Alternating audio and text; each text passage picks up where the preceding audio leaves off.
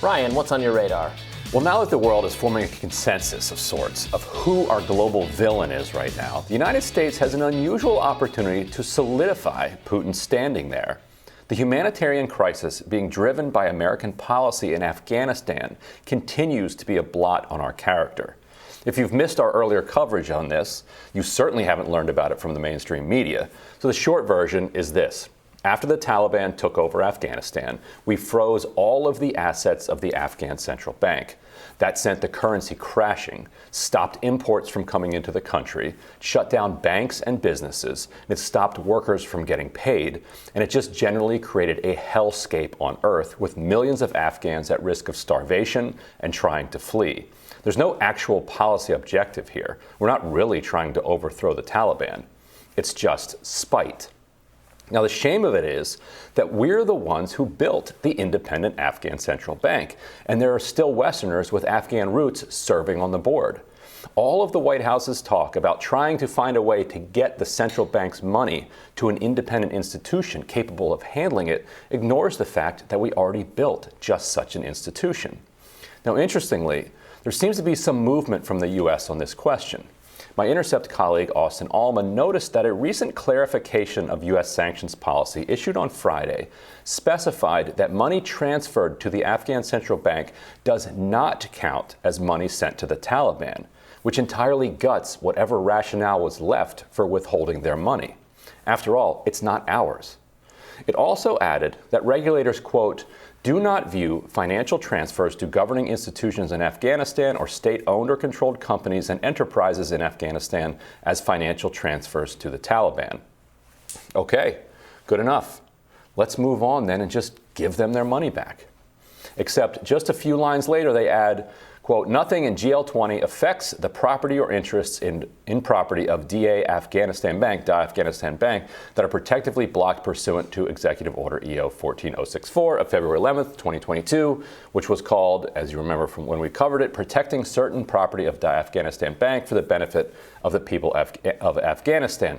So in other words, you can send money over there, but we're not going to do it. Now, that's a reference to the Biden administration's recent announcement that they would be seizing half of the $7 billion in reserves and setting it aside for victims of 9/11. Except, as it turns out, only a handful of the 9/11 families sued the Taliban, and a ton of the money is instead just going to end up with Democratic trial lawyers. Daniel Boguslaw, in a news story that'll be out later today at The Intercept, spoke to a bunch of the family members of 9/11 victims, and they're horrified that their suffering is now being exploited to punish and starve people who had nothing to do with 9/11. The consensus among families was that the Biden administration is worried about political blowback, and I think they're right. But this exact moment represents a unique opportunity for the U.S. to show some magnanimity and contrast its approach to that of Putin's. And Robbie, what's so interesting here is that the central bank is playing a central role in Russia as well. We are basically freezing Russian assets. The entire world is freezing Russian assets, and it's sending their economy into a spiral. And so I just don't think it helps to have any parallels going on here. And at the same time, if you want to take it from a purely crass, pragmatic perspective, nobody's watching right now. Like that's why Israel's ramped up its bombing of Damascus, because everybody's watching the war that's going on between Ukraine and Russia. So if the U.S. feels like there's something that it ought to be doing that it didn't want to do because of political blowback, well, just do it right now. You're right. The Biden administration probably feels that they cannot allow his poll numbers to get any lower. Well, if they get to zero, then they can't get underneath there. So that would be the move. If anyone could pull that move off, it appears to be the Biden administration at this point. But look, I understand why this is kind of politically a loser, I think, to do this. But set that aside. Clearly, from a humanitarian standpoint, like we have to. Killing all these people who had nothing to do, are not connected to 9/11, or even the Taliban, and we're not fighting the Taliban. We gave up. Something like we let them have the country. Yeah, something like 80% of that country wasn't even alive on 9/11. Right. Right. We were trying to make it 100%, but right. Yes, we are. Yeah. Right. We are. Yeah, so, and the other ridiculous thing is what I mentioned here about the families. Because you say, oh, well, we're going to save this for the families. And people are like, oh, that sounds nice. Except the families already got a massive settlement. Yeah. They're suing Saudi Arabia, but they also got this massive settlement from the U.S. If you remember at the time, we set up this, I forget what it was, 20 billion or some extraordinary amount of money that was then distributed to different families, as it should have been, and that was great. But then a separate, very small group of families got together with these very creative lawyers, and were like, the Taliban's out of power. They're not going to show up in court. If we could just sue the Taliban for allowing al-Qaeda to be in their country, and they won basically a summary judgment because no lawyer showed up for the Taliban, and then just by happenstance, 15 years later, the people that they sued, some version of them take power in the country, and they're like, boom, that's our money. And the Biden administration says, okay, sure, that's your money. But so many other 9/11 families just think that this is exploitive and just gross. It is, and it's just a classic form of pounding the table and screaming 9/11 as a way to get your will, to get your way. It's a joke in Family Guy. Lois runs for mayor, and her advisors, I think it's the dog, tells her just to pound your fist on the table and scream 9/11 when you're in a debate, and then you'll recruit to your side.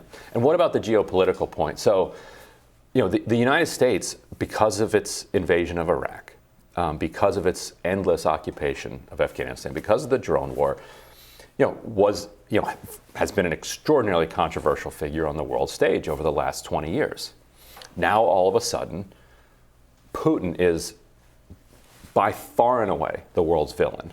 It's true that you united the West against him. There is some strategic silence in other parts of the world, but they're not supporting him. No, they're not. Like China, Saudi Arabia, UAE, yes, they're not condemning him, but they're abstaining. They're like, my name's Paul, this is between y'all. Yeah. You work it out. And so what they're doing is there's no, other than Belarus, like there's nobody out there actually supporting Putin. So that's their coalition, basically, Belarus and Putin. And so why give them any out at all to say that you're starving us just like you're starving the Afghans out of spite? Maybe we could do ourselves some good. Maybe we could win some goodwill from the Afghan people for a change. Imagine that. Wouldn't that be a good thing to do? Doesn't that have geopolitical, or even like realist implications? Don't we want to make parts of the world where we've had a bad reputation, deservedly, because of what we've done, like us better? That can be a humanitarian and a good strategic move. And all we would be doing is giving them their own money back. It's not like we're going to taxpayers and saying, hey, let's bail out the Afghan people. It's just saying, no, these are reserves that are your reserves that are required to stabilize the currency. And what's so remarkable about this is that there isn't exactly a shortage of food. Because of the imports have been cut so badly, but there is a lot of food available and a lot of supplies available in Afghanistan. The problem is that people can't pay for it because they can't get their money out of the banking system because the currency has collapsed. You stabilize the currency, you open up the banks, people are immediately going to be able to start buying food and feeding themselves. There are stories of children, being sold by their parents so that they can continue to eat. People selling their kidneys, people burning their furniture to stay warm and to eat. If you open up the economy, people immediately who are hungry now can start feeding themselves. Yeah, it's horrible. We should do it. If we don't, China will, or somebody else, and earn that goodwill where we could have. Yeah, we don't want that to happen. All right, solved. Well, we agree. Let's do it. Looking forward to what's on your radar next. We'll solve something else. Sounds good.